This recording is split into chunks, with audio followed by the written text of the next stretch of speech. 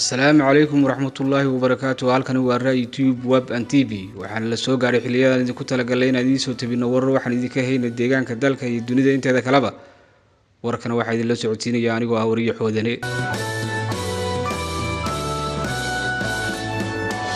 wararkaan idin haynana waxa kamid ah waxa guud ahaanba looga yeeray degmo walba min 10 dhalinyaro ah kuwaas oo maanta soo gaaray caasimadda deegaanka ee magaalada Jigjiga.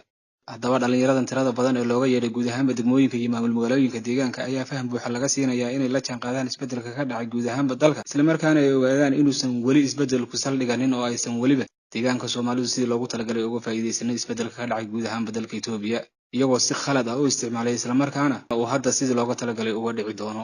dhanka kale waxaa shirkan markuu dhamaado la qaban doonaa shirweyne ballaaran oo ay kasoo qaybgeli doonaan dhalinyarta odayaal dhaqameedka haweenka iyo aqoon-yahanka deegaanka waxaana kasoo qaybgeli doona ra'iisul wasaaraha dalka Itoobiya Abiy Ahmed wuxuuna shirkan la mid yahay shirweynihii dhamaadkii bishii Oktoobar 2018 ka qabsoomay caasimadda dalka Addis Ababa. intaa kadib waxaa la qaban doonaa shirweynihii tobnaad ee xisbiga dimuqraadiga shacbiga Soomaalida Itoobiya oo lagu dhisi doono xukuumad rasmi ah oo shacabka ka saarta dhibkan uu ku jiro maanta. isku soo wada duubo shirarkan ballaaran ee laga cilaamiyay deegaanka ayaa la filayaa inuu ka dhasho isbeddel ka duwan kan waqti xaadirkan ka jira deegaanka oo ku guul daraystay inuu hogaamiyo bulshada deegaanka isla markaana la jaanqaadi waayay geed socodka siyaasadeed ee dowladda federaalka Itoobiya.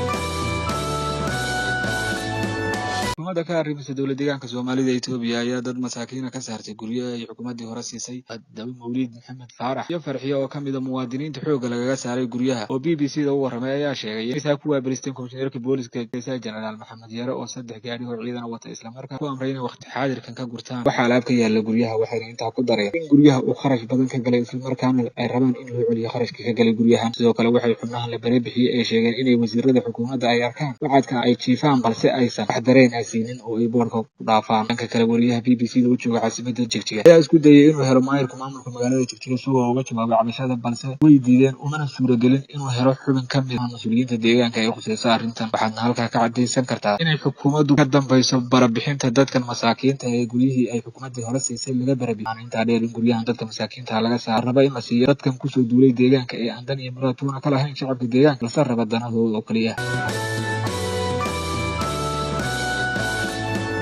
waxaa magaalada Gondar ee deegaanka Amxaarada ka bilowday kacdoon lagaga soo horjeedo xukuumadda dhexe uu hogaaminayo Abiy Ahmed. haddaba kacdoonkan ka bilowday magaalada Gondar ee deegaanka Amxaarada ayaa wuxuu daba socdaa dadkii shacabka ahaa ee ciidanka militariga maalin saddexaad ku laayeen deegaanka Amxaarada. shacabkan kacdoonka wada ayaa waxay ku banaan baxayaan boorar ay ku sawiran yihiin dhalinyartii ee ciidanka militarigu xabadda la dhiceen maalin saddexaad. ugu dambeyn waxaa guud ahaanba deegaanada dalka ka taagan khilaafaad u dhexeeya qowmiyadaha wadadega ee dalka Itoobiya iyadoo xukuumadda dhexena ay ku adkaatay inay xalliso xaaladdan adag ee ka taagan guud ahaanba dalka Itoobiya. maalinba maalinta xigaysa soo taraya colaadda iyo dagaalada ka taagan guud ahaanba dalka Itoobiya iyadoo wax rajac laga qabin in xal ka yimaado dagaaladaas iyo colaadaha hareeyay guud ahaan dalka Itoobiya.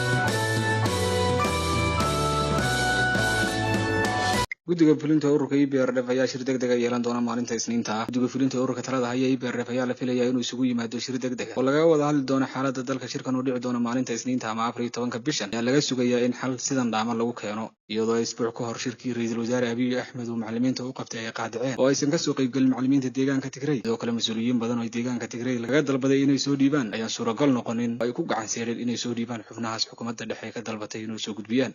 halkaas waxaa ku dhan warar waxaan deegaanka dalka iyo dibadda idinka haynay. waxaan idin leenahay assalaamu calaykum waraxmatullaahi wabarakaatu. kulanti wacan oo xiiso leh.